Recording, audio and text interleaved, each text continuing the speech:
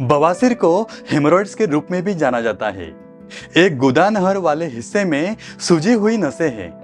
अपनी सामान्य अवस्था में वे मल के मार्ग को नियंत्रित करने के लिए आरामदायक गद्दे की तरह से काम करती है।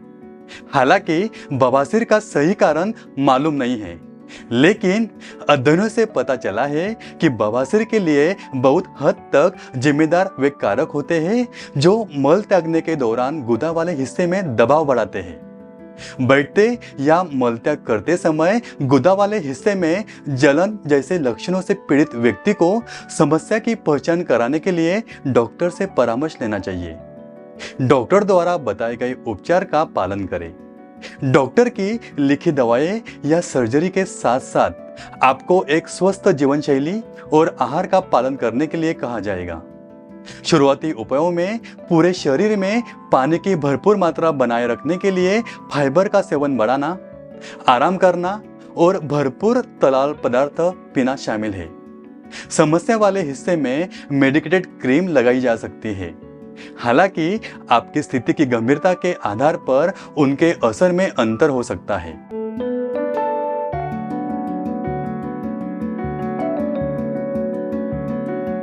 बवासीर का सही कारण अभी भी मालूम नहीं है। हालांकि यह पता लगाना मुश्किल है कि बवासीर का सटीक कारण क्या है, लेकिन कई कारक हैं जो बवासीर में योगदान कर सकते हैं।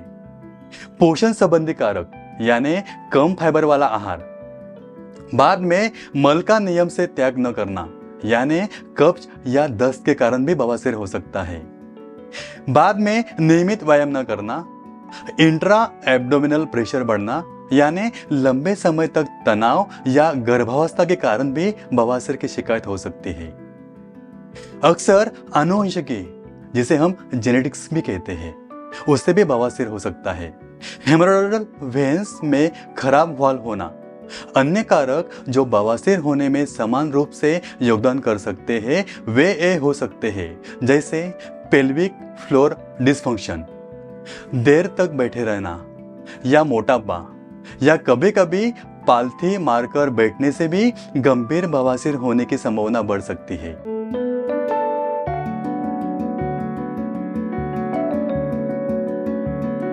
पहला है आंतरिक बवासीर। इस प्रकार के बवासीर गुदा गुहा यानी एनल कैविटी के अंदर होते हैं, लेकिन अक्सर आपके गुदा से बाहर लटक सकते हैं। इस तरह के बवासीर को और वर्गीकृत किया जाता सकता है वे कितने बाहर निकलते हैं इसके आधार पर फर्स्ट डिग्री इंटरनल पाइल्स। इस स्थिति में बवासीर गुदा से बाहर नहीं निकलता, लेकिन उसमें से खून आ सकता है। दूसरा है सेकंड डिग्री। यह मलत्याग के दौरान बाहर आता है लेकिन बाद में अंदर चला जाता है। बाद में है थर्ड डिग्री। यह कभी कभी बाहर आता है, लेकिन अगर आप इसे धीरे से धक्का देंगे तो यह अंदर चला जाएगा। और लास्ट में है फोर्थ डिग्री। वे आंशिक रूप में से आपकी गुदा के बाहर होते हैं और उन्हें अंदर नहीं धकेला जा सकता है। अगर गांठ के अंदर खून का धक्का जम जाता है तो वे सूज सकते हैं और उनमें से बहुत दर्द हो सकता है। बाद में है बाहरी बवासीर। इस प्रकार का बवासीर गुदा नहर यानी एनल कैनल के नीचे गुदा के नजदीक होता है। अगर गांठ के अंदर खून के धक्के बंद हुए तो उनमें दर्द हो सकता है। बाद में है प्रोलैप्स बवासीर। आंतरिक और बाहरी बवासीर दोनों ही आगे की ओर बढ़ सकते हैं, जिसका मतलब यह हुआ कि वे गुदा के बाहर फैलते हैं और उभार बनते हैं।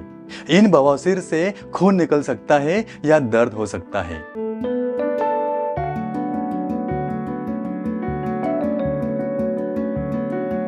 गुदा वाले हिस्से में खुजली या गुदा वाले हिस्से में दर्द, खासकर लंबे समय तक बैठे रहने पर आपको गुदा वाले हिस्से के पास एक या ज्यादा सख्त कोमल गांठ आपके मलाशय से खून रिसना, यह शौच के बाद मल, टॉयलेट पेपर या टॉयलेट बाउल में चमकीले लाल खून के रूप में दिखाई देता है।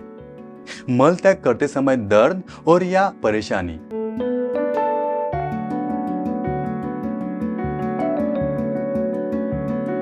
पहला है सीट्स बाथ, गर्म पानी से नहाना। बवासीर के कारण होने वाली जलन को शांत करने में मदद कर सकता है। सीड्स बाथ इस्तेमाल करने का प्रयास करें।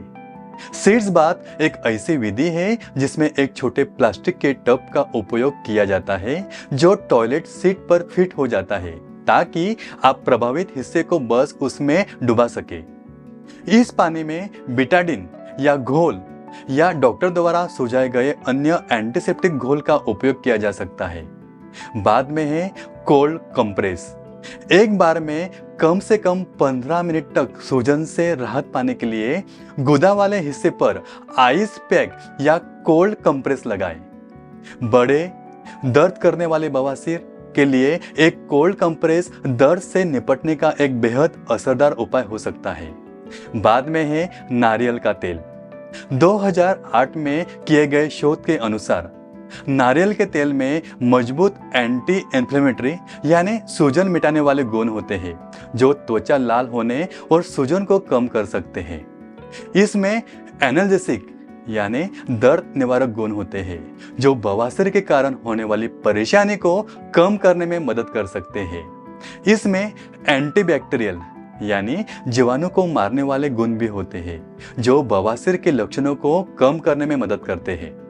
बाद में है वेट वाइप्स। मल त्याग के बाद टॉयलेट पेपर इस्तेमाल करने से मौजूदा बवासीर में जलन हो सकती है। भीगे हुए वाइप्स और जलन पैदा किए बिना आपको साफ रखने में मदद करते हैं। आप ऐसे वाइप्स का इस्तेमाल कर सकते हैं जिनमें एंटी हेमोरॉइड यानी बवासीर रोधी तत्व होते हैं जैसे कि विच हेजल या एलोवेरा। बाद में है व्यायाम। बवासीर के लक्षणों को असरदार तरीके से प्रबंधित करने के लिए घर पर व्यायाम करना एक शानदार उपाय हो सकता है। नियमित पेल्विक फ्लोर एक्सरसाइज करना बवासीर के लिए एक लॉन्ग टर्म सॉल्यूशन साबित हो सकता है। अपनी पेल्विक फ्लोर की मांसपेशियों को मजबूत करने से बिना ज्यादा दबाव डाले अपनी आंत को खाली करने में मदद मिल सकती है। बाद में है तनाव प्रबंधन करना और अच्छी नींद लेना। आराम करने और तनाव को असरदार तरीके से प्रबंधित करने के लिए एक कड़ा प्रयास करने से आंतों को अच्छी आदतें अपनाने में मदद मिलती है। रात में भरपूर नींद लेने से भी पाचन स्वास्थ्य अच्छा बनाए रखने में मदद मिलती है। ऐसा होने पर आंतों से मल भी आसानी से होकर जा पाता है। बाद में है हाइड्रेशन। कहने की जरूरत नहीं है, लेकिन भरपूर पानी और फलों के रस जैसे अन्य स्वस्थ तरल पीने से भी आपकी आंत कम शुष्क होती है। जब आपका शरीर अच्छी तरह से हाइड्रेटेड यानी पानी की कमी न होना होता है तो आपका पाचन स्वास्थ्य बेहतर होने लगता है जिससे आपको मल त्याग के दौरान दबाव कम डालना पड़ता है।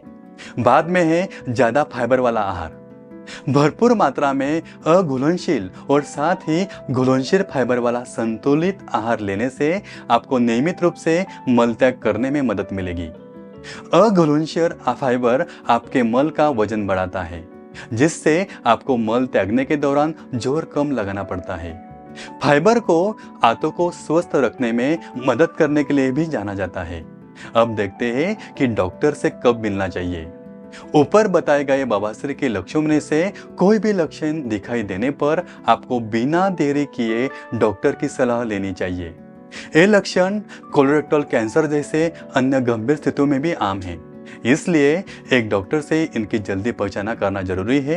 अपने डॉक्टर को सूचित करें अगर घर पर बवासीर का प्रबंधन करने के 2-4 दिनों के बाद भी अगर आप में लक्षण मौजूद है या आपके मलाशय से खून रिस रहा है या आपको बहुत ज़्यादा दर्द है। ठीक है दोस्तों, अब मिलते हैं आने वाले नए वीडियो में। तब तक के लिए धन्यवाद।